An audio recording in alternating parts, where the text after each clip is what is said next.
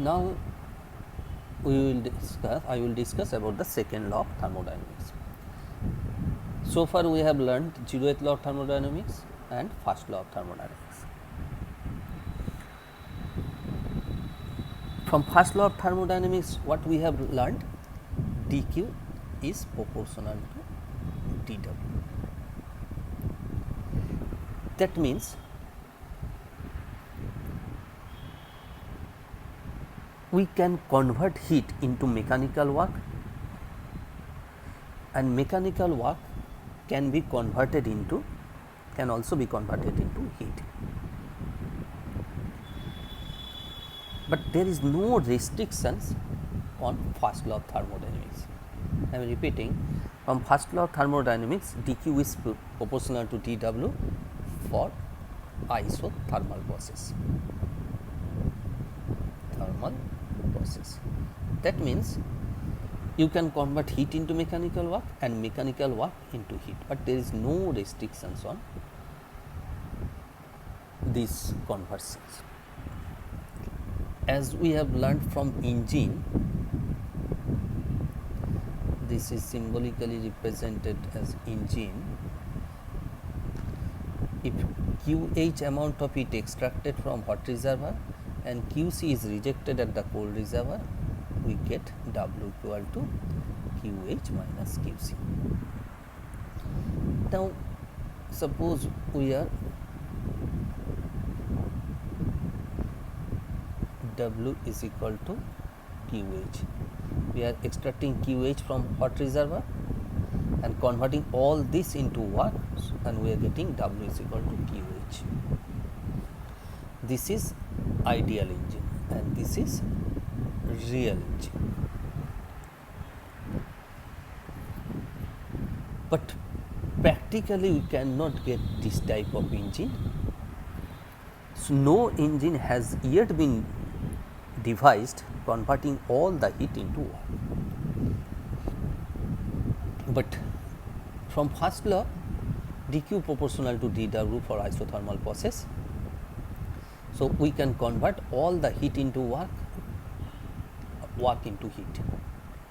But no device we have found so far converting all the heat into mechanical work. And from this observation, second law of thermodynamics has been constructed. The two statements on the second law of thermodynamics, first one is Kp statement, Kelvin-Planck statement, and second one is Clausius statement.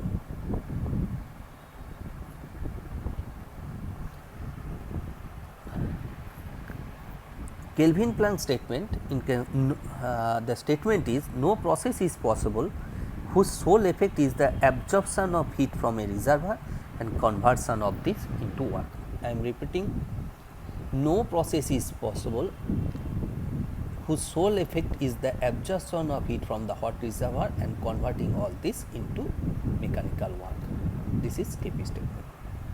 Clausius statement, the statement is, it is impossible for self-acting device unaided by any external agency. It is impossible for self-acting machine unaided by any external agency to convey heat from one body to another at higher temperature. That means heat cannot by itself pass from coldest to warmer body. Heat cannot transfer by itself from coldest to warmer body. For example, in refrigerator, heat is extracted from the cold chamber and rejected at the outside, which is at high temperature. But to run the refrigerator, we must have an external agency, external support, external work done must be supplied to get extraction of heat from the cold reservoir and rejection this into hot reservoir. So second law of thermodynamics is the restriction on first law of thermodynamics. Suppose there is a ship on the sea and the ship is at lower temperature than sea.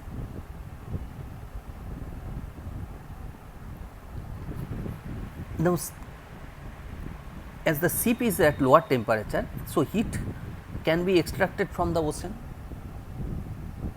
A ship is on the sea which is at lower temperature. As the ship is at lower temperature, it can, this is ship, it can extract heat from the sea. Okay, there is no problem. So, the ship will convert this heat into mechanical work. The extracted heat is converted into mechanical work by the ship for moving forward, and the amount of heat will be rejected. Why will it be rejected? It will be rejected again at sea, which is at higher temperature. Now, the heat is flowing from colder to hotter. This is called a perpetual motion, and it is not possible. I am repeating, heat is extracting from the ship, and some work is done by the ship, and the amount of heat that is rejected from ship to sea, which is at higher temperature, which is not possible. So, the perpetual motion is not possible. So, second law of thermodynamics is the restrictions on first law of thermodynamics.